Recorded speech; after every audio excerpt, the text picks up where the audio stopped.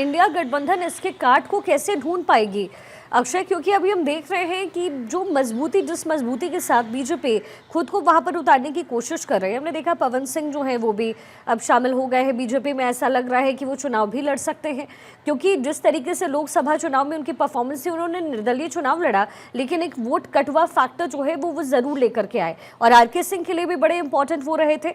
तो ऐसे में इस समय बीजेपी अलग अलग एजेंडे, अलग अलग रणनीतियों से बिहार को साधने की कोशिश कर रही है, लेकिन इंडिया गठबंधन के पास क्या काट है? क्या कांग्रेस भी उतनी मजबूती से इस समय उतर रही है? क्या आरजेडी का पाला भी उतना ही मजबूत दिख रहा है? और देखिए, अभी अगर देखा जाए तो आरजेडी सबसे बड़ी पार्टी वहाँ पर है। उसके पास सीटें सबसे ज़्यादा है, उसके बाद बीजेपी की सीटें हैं, जेडीयू की सीटें हैं, उसके बाद कांग्रेस की सीटें हैं। कांग्रेस अपने वोट बैंक को बढ़ाने में लगी हुई है ताकि ज़्यादा से ज़्यादा सीटें हासिल की जा सके, और कांग्रेस एक कमज़ोर कड़ी के रूप में पिछली बार साबित हुई थी। अन्यथा 15 सीटों का अंतर था, बहुत ज़्यादा अंतर नहीं था। और बिहार में इस बार भी ये माना जा रहा है कि बहुत ज़्यादा सीटों का अंतर सीखा देखने को नहीं मिलेगा। उसके पीछे यही वजह है कि क्षेत्रीय दल के रूप में जो एक तरफ से प्रभुत्व आरजेडी ने दिखाया है, क्योंकि वोट बैंक उनका बहुत सॉलिड है। अगर एमओआई फैक्टर की ही बात करें तो लगभग 31% के आसपास वो वोट बैंक है, जो कि एक मजबूत पहले ही पिलर दे देता है। अगर देखा जाए तो तेजस्वी यादव इसीलिए बहुत कॉन्फिडेंस दिखाई देते हैं। लेकिन सबसे बड़ी बात यह है कि बीजेपी के पास अपने कोर वोट बैंक है, समर वोट बैंक है। इसके अलावा राष्ट्रवाद पर जिस तरह से बीजेपी चुनाव लड़ती है, प्रधानमंत्री नरेंद्र मोदी के जिस तरह से दौरे रहे हैं, उनका जो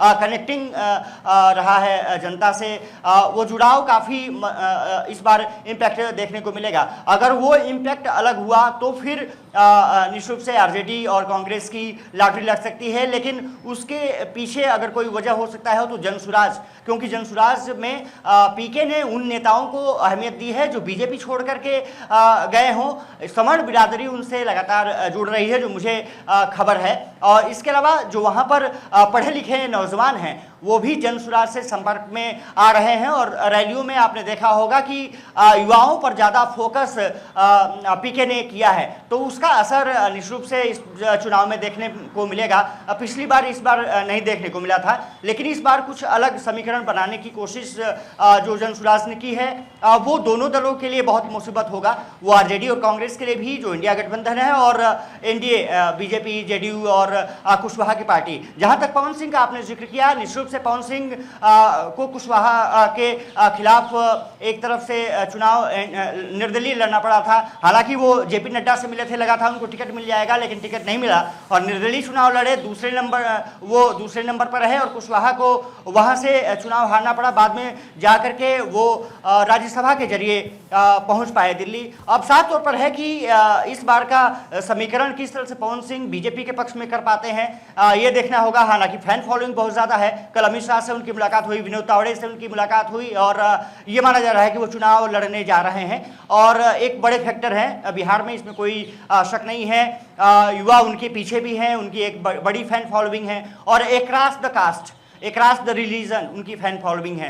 वोट बैंक में कितना कन्वर्ट होते हैं वो फैन फॉलोइंग को, ये जरूर देखना दिलचस्प होगा। लेकिन पवन सिंह के बारे में और कहा जाता है कि वो बहुत ज़्यादा फ्रिक्शनल है। वो एक तरफ से कहा जाए तो अभी कुछ कहते हैं, कल कुछ और कह सकते हैं। अगर बीजेपी ने थोड़ा सा सम्मान नहीं दिया तो हो सकता है कि वो फिर दूर भी चले जाए। लेकिन संभावना इस बार दिखती है कि वो विधानसभा चुनाव लड़ते हुए दिखाई देंगे। इम्पैक्ट उनका निश्चित रूप से बड़ा है बिहार में, और क्योंकि उनकी फैन फॉलोइंग है तो वो असर ज़रूर एनडीए को फ़ायदा दे सकती है।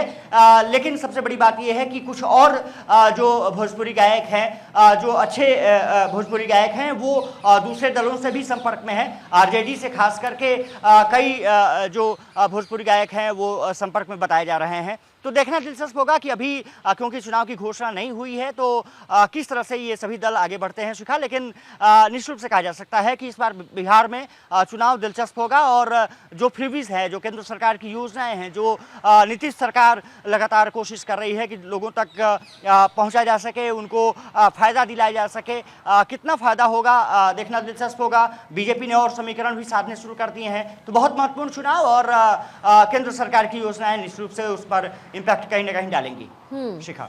अक्षय, और क्या कुछ धरातल पर मुद्दे हैं जिसको एनकैश करने की कोशिश तमाम पॉलिटिकल पार्टीज करेगी? और पीके जिस तरीके से उतर रहे हैं, बहुत ही सिंपल तरीके से उन्होंने कास्ट फैक्टर को बिहार से आउट करने की कोशिश की है, लेकिन अब तक बिहार में जब भी चुनाव हुआ है हमेशा जात पात पर हुआ है और जाति पे ही चुनाव वहाँ पर लड़ा गया है। और जो भी इसके खिलाफ गया है या फिर इससे इतर होकर के चुनाव लड़ता है वो बहुत कुछ कमाल नहीं कर पाता। लेकिन प्रशांत किशोर, उनकी पार्टी ये दावा कर रही है कि इस बार बिहार की जनता का मूड बदला है। अगर वाकई ऐसा है तो धरातल क्या कह रही है, जो जमीनी हकीकत है वो क्या समझ आती है?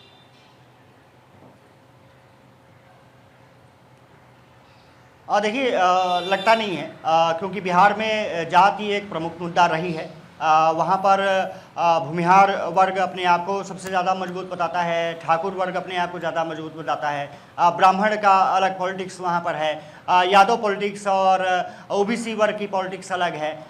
बिहार को समझना बहुत मुश्किल है। नीतीश कुमार का वोट बैंक आप देखेंगे तो 2.5-3% है, लेकिन इसके बावजूद भी 20 साल से वो मुख्यमंत्री हैं। तो बिहार में जातिगत जो गणित रही है वो समझना बहुत मुश्किल है, और यही वजह रही है कि जात को कितनी भी काटने की कोशिश करें या चुनाव उससे अलग लड़ने की कोशिश करें, प्रशांत किशोर भी जानते हैं कि यहाँ पर जात नहीं जाती, जैसे कि कहा गया है। वह बिहार की राजनीति इतनी सरल नहीं है। हालांकि पीके की कोशिश ज़रूर है कि वो समर वोटों के सहारे अपनी नैया को पार लगा सकें, लेकिन 243 सीटों पर चुनाव लड़ने का फैसला भी है, लेकिन उनके पास अभी तक 243 उम्मीदवार तक नहीं हो पाए हैं। तो अब देखना दिलचस्प यही होगा कि जब एनडीए बंटवारा करता है, अपने प्रत्याशियों के ऐलान करता है, वो क्या समीकरण रखता है, आरजेडी के समीकरण क्या होते हैं, क्योंकि आरजेडी ने भी कुछ अब समर लॉबी में प्रवेश करने की